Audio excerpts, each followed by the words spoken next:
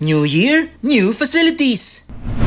Patuloy ang pag-iikot at pag-inspeksyon ni Mayor Joy Belmonte sa iba-ibang infrastructure projects ng pamahalaang lungsod sa iba-ibang distrito. Sa District 3, bukas na sa publiko ang picnic area ng Balara Filters Park. Nakalinya na ring ayusin ang ilang bahagi ng parke gaya ng community swimming pool, skating rink at playground. Bukas na rin para maghatid ng serbisyo sa Q-Citizens ang 4-story barangay hall ng Barangay West Camias. Habang newly renovated naman ang barangay hall ng Barangay Escopa 2 na may mga bagong pasilidad. Sa Barangay Tagumpay, pwede nang ma-enjoy ng mga residente ang bagong covered court. Pinakinggan din ng alkalde ang mga hinaing at suwestyon ng vendors sa Rehabilitated Project 2 Public Market sa Barangay Quirino 2A. Sa District 4, inaabangan na ang pagbubukas ng bagong Galas Public Market na magkakaroon ng 200 stalls at transportation hub. Sinilip din ni Mayor Joy ang itinatayong textile market o tindahan ng mga tela sa Barangay Kamuning na mayroon pang exhibit room kung saan pwedeng i-showcase ang mga gawa ng designers. Nag-ribbon cutting na rin para sa pagbubukas ng barangay hall ng Barangay Kaunlaran na may mas maliwalas na mga pasilidad at mayroon pang basketball court sa 4th floor. Ininspeksyon din ng alkalde ang ongoing construction ng elevated promenade na nagkokonekta sa Quezon Memorial Circle at Ninoy Aquino Parks and Wildlife Center.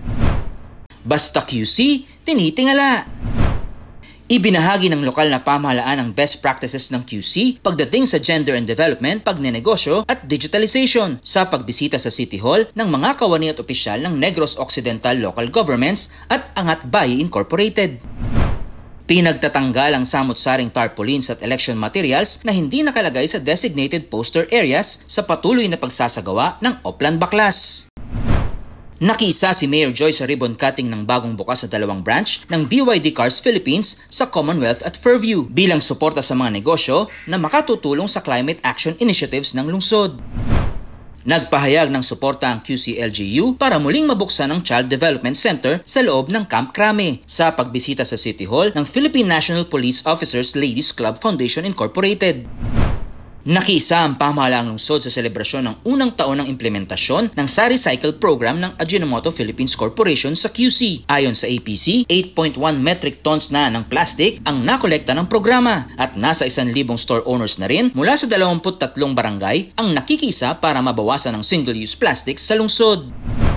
Inabutan ng dagdag puhunan ng Quezon City Government ang aspiring entrepreneurs mula sa grupo ng mga palero, mga welder at mga kababaihan sa ilalim ng Sikap at Galing Pangkabuhayan program ng lokal na pamahalaan. 100 Q-Citizens din mula District 6 ang nabigyan ng 5,000 pesos na kapital sa tulong ng Small Income Generating Assistance Program.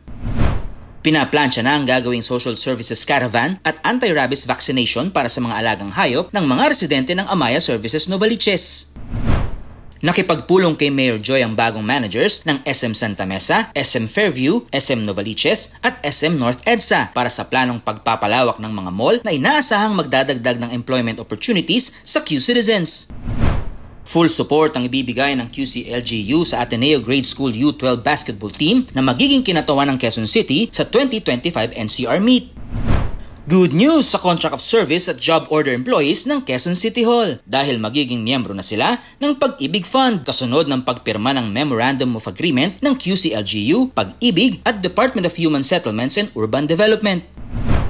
Nakilahok ang pamahalaang lungsod sa selebrasyon ng 213th birth anniversary ni Melchora Aquino. Kinilala rin si Dr. Caroline Sobrechea bilang 2025 Gawad Tandang Sora Awardee na nagsusulong ng kapakanan ng mga kababaihan sa tulong ng kanyang mga academic research at projects. Kasabay nito, idinaos din ang soft opening ng Tandang Sora Women's Museum sa Tandang Sora Shrine. Tampok dito ang mga kwento ng kabayanihan ng mga natatanging Pilipina mula sa iba-ibang parte ng kasaysayan.